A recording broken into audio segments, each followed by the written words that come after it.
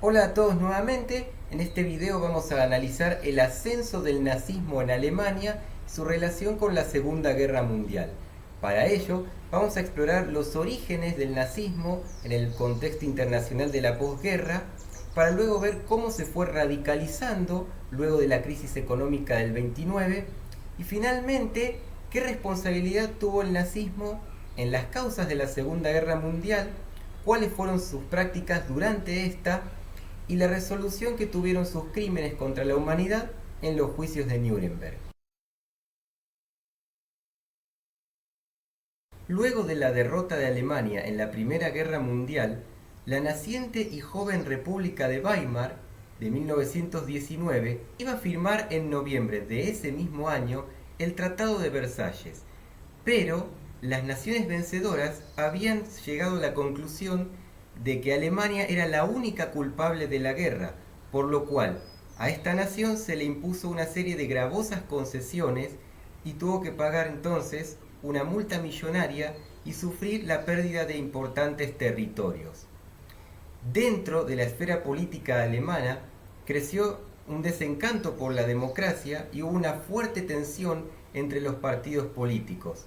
Además, hay que tener en cuenta que Alemania estaba sumida en una importante crisis económica y una gran hiperinflación, lo cual era un contexto muy propicio para que surgieran partidos extremistas que avanzaran en contra de la democracia. El partido extremista más importante de Alemania fue el Partido Obrero Alemán, o DAP por sus siglas en su idioma. En 1921, ese partido se iba a convertir en el Partido Obrero Nacional Socialista Alemán, o NSDAP, cuyo fundador fue nada más y nada menos que uno de los personajes más trascendentales de la historia del siglo XX, Adolf Hitler. En 1923, el NSDAP protagonizó un intento fallido de golpe de Estado contra la República de Weimar. Adolf Hitler y las fuerzas de choque paramilitares y parapoliciales como las SA y las SS habían tomado la cervecería Barger Brauseler de Múnich. Este golpe se llamó Putsch de Múnich y también se habían ocupado las oficinas de la policía y del parlamento. Sin embargo, los rebeldes fueron detenidos y condenados a 5 años de prisión, mientras que Hitler solamente cumplió 8 meses. Hitler escribió Mein Kampf o Mi lucha en 1925. En ese libro se describe la ideología que lo caracterizaba. El nacionalsocialismo tenía caracteres fascistas, pero además tenía rasgos propios que vamos a explicar a continuación.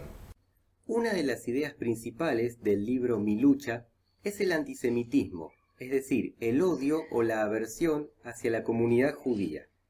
Respecto a los judíos, Hitler creía que alentaban al internacionalismo, que eran antigermanos y que estaban vinculados al marxismo y al comunismo francés. Además, había periódicos opositores al régimen que estaban dirigidos por judíos.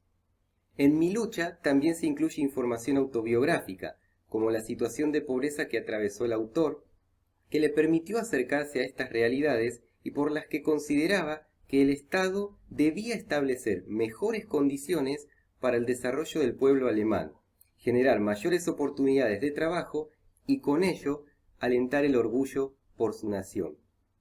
Estas ideas que acabo de mencionar tuvo sus raíces en la teoría del Lebensraum o espacio vital, ideada por el geógrafo Karl Haushofer a finales del siglo XIX. Hitler afirmaba que sólo la política nacional socialista, es decir, la política del nazismo, podría ser un remedio a la sobrepoblación de su territorio, y que se debía proveer de recursos naturales al pueblo y elevar el orgullo nacional alemán. En sí, esta idea conforma una suerte de revanchismo por todo lo que Alemania en sí perdió por la resolución del Tratado de Versalles en la Primera Guerra Mundial. Otra de las características del libro es el darwinismo social, es decir, se creía en la existencia de una raza superior que en este caso estaba representada por los arios, y que por eso tenían derecho de avanzar sobre otras comunidades.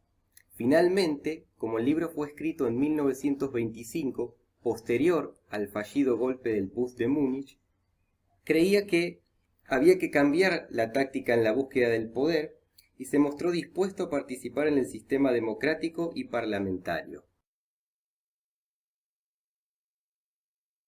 Luego del frustrado golpe de 1923, Alemania tuvo una breve primavera económica que duró alrededor de 5 años, donde los partidos extremistas, incluidos el nazismo, perdieron fuerza. Sin embargo, el movimiento recibió un nuevo aire cuando se produjo en 1929 la caída de la Bolsa de Valores de Nueva York, una crisis económica internacional conocida también como la crisis de Wall Street o la Gran Depresión. Una evidencia de ese nuevo aire se puede ver en las estadísticas electorales. En 1928, el NSDAP solo había obtenido un número tan pobre de 2,6% de los votos, mientras que en 1932, cuando los efectos de la Gran Depresión fueron más intensos, se llegó a tener un total de 33% de los votos, es decir, un tercio del total, lo que presionaba al presidente Paul Hindenburg para que Adolf Hitler fuera nombrado canciller. Finalmente, como el estallido económico no daba para más, Hindenburg accede a ese pedido, inaugurándose así el Tercer Reich, o el Estado totalitario nazi. El Tercer Reich se componía de un poder ejecutivo de 3 miembros, todos pertenecientes al nacionalsocialismo o nazismo. Una vez que el nazismo ocupó el poder, se llevó a cabo, como bien mencioné, un estado totalitario, donde progresivamente se fueron eliminando los sectores disidentes de la oposición y la crueldad de los actos fue en aumento entre 1933 y 1938, transformando a la República de Weimar en una dictadura. A continuación, citaré unos ejemplos. El primero de ellos fue el incendio del Reichstag el 27 de febrero de 1933.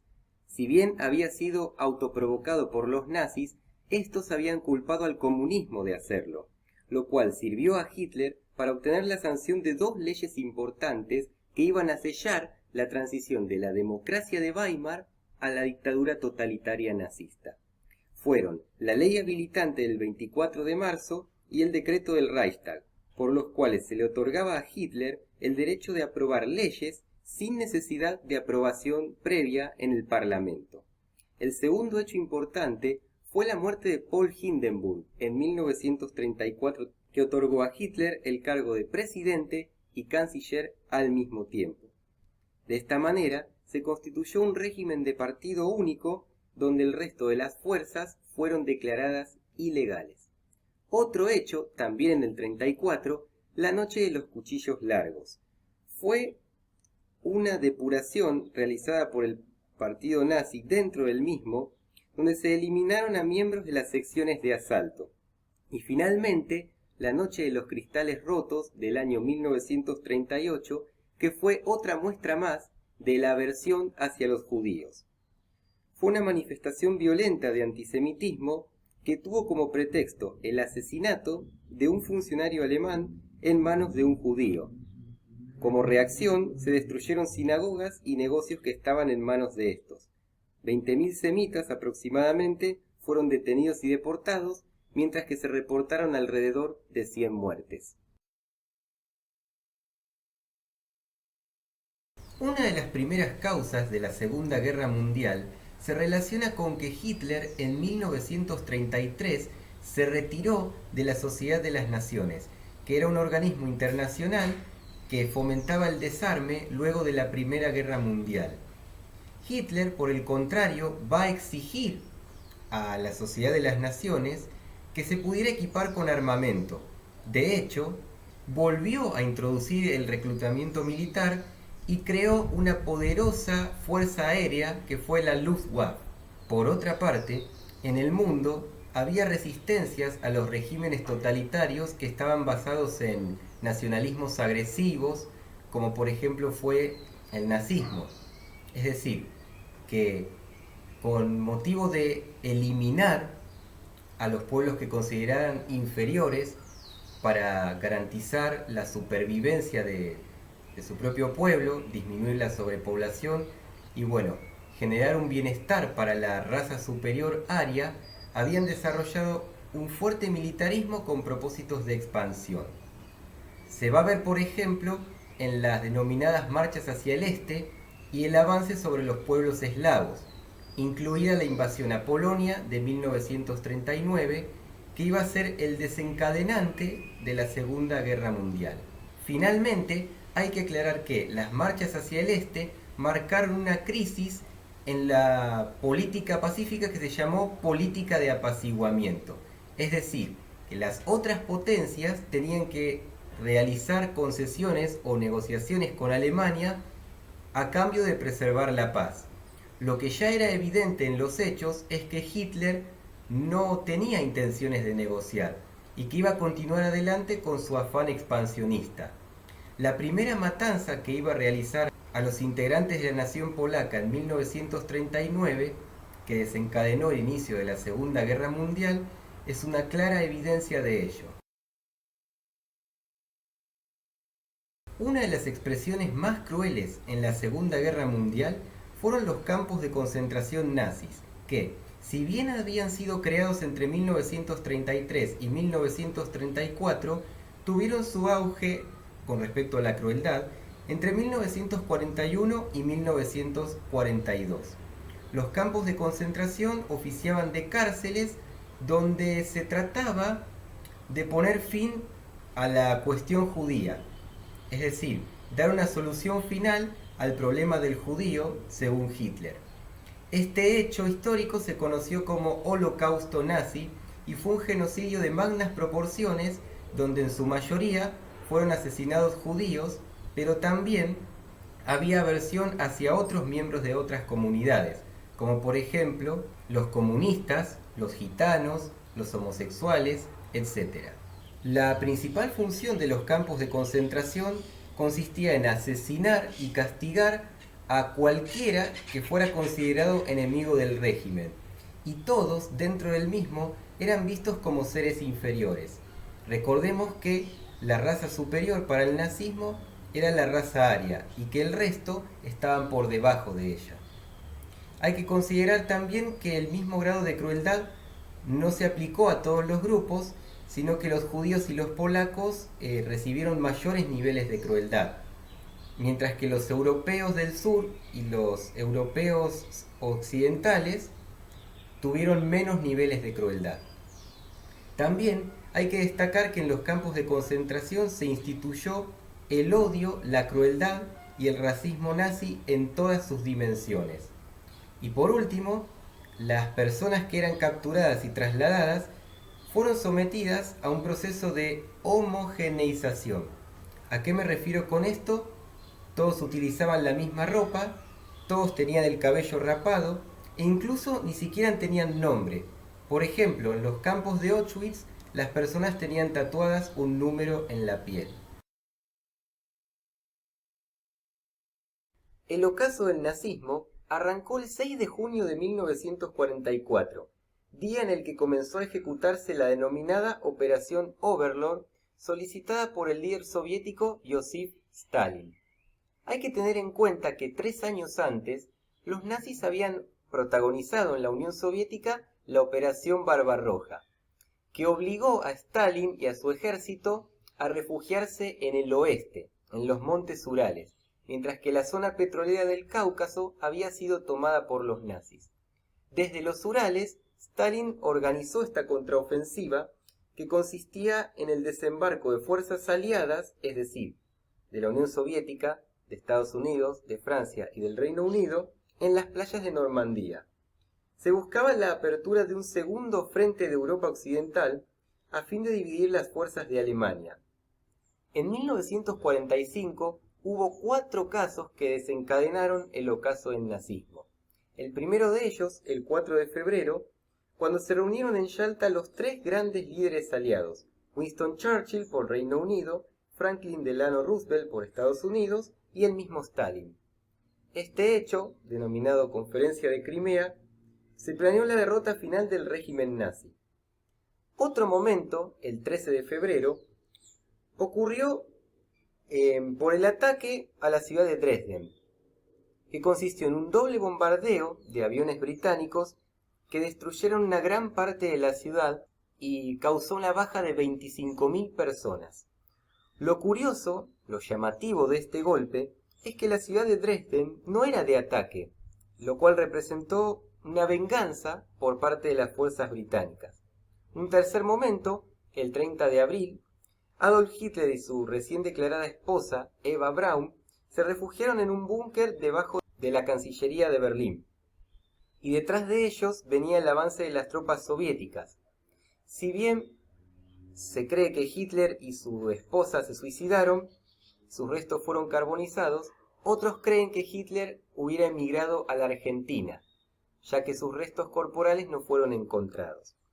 Finalmente, el 8 de mayo, las naciones aliadas aceptaron la rendición total de los nazis y en Europa se declaró el Día de la Victoria, poniéndose fin definitivamente al Tercer Reich. El juicio al régimen nazi comenzó el 20 de noviembre de 1945 y se extendió hasta el 1 de octubre de 1946. Es decir, solo tuvo 10 meses de duración. Una de las principales dificultades que tuvieron los juristas es determinar el grado de responsabilidad que tuvieron todos los participantes de los crímenes contra la humanidad durante el régimen nazi. Había personas que habían ejecutado el plan, otras que solamente lo habían diseñado, y también hubo personas que solamente recibieron órdenes. A diferencia de lo que había ocurrido en la Primera Guerra Mundial, que hubo amplios debates sobre quién había tenido la culpa de la guerra, en la Segunda Guerra Mundial no hubo dudas. Para los juristas de Nuremberg, el gobierno nazi había planificado la conquista de todo el continente europeo, y que eso podía demostrarse con las invasiones a Austria, Polonia, Dinamarca, Checoslovaquia, la Unión Soviética, Grecia, Bélgica, entre otras naciones. Los juicios condenaron a varios miembros del partido nazi, también a los asesores de Adolf Hitler y a las fuerzas parapoliciales de la SS, la SA y también la Gestapo, que era la policía secreta que operaba durante la Segunda Guerra Mundial en tiempos de ataque. Para finalizar este trabajo, presentaré unas estadísticas de los juicios de Nuremberg. En los 10 meses que duró, contó con 402 visitas públicas. Esto quiere decir que hubo alrededor de 40 visitas por cada mes. Cuando el Tribunal Militar Internacional anunció sus veredictos el 1 de octubre de 1946, la mitad de los acusados recibió la pena de muerte, mientras que 3 de ellos recibieron cadena perpetua. Entre ellos se encontraba Rudolf Hess, uno de los líderes del campo de concentración de Auschwitz. También hubo 3 absoluciones: Hjalmar Schacht, ministro de Economía, Franz von Papen, político alemán que desempeñó un papel muy importante en la designación de Hitler como canciller, y finalmente el jefe de prensa y radio del nazismo, Hans Fritzsche. Además, hay que considerar que 6 de los acusados recibieron sentencias medias, es decir, que oscilaban entre los 10 y los 20 años de prisión. Además, otro dato muy importante es que 11 de los acusados habían presentado remordimiento, pero hay que tener en cuenta, como mencioné anteriormente, que la defensa de actuar por haber recibido órdenes en este juicio no se tuvo en cuenta. Bueno, así termina mi análisis sobre el nazismo en Alemania. Espero que les haya gustado este video y si es así, no olviden dejar un comentario y darle al botón de suscribirse. Muchas gracias a todos.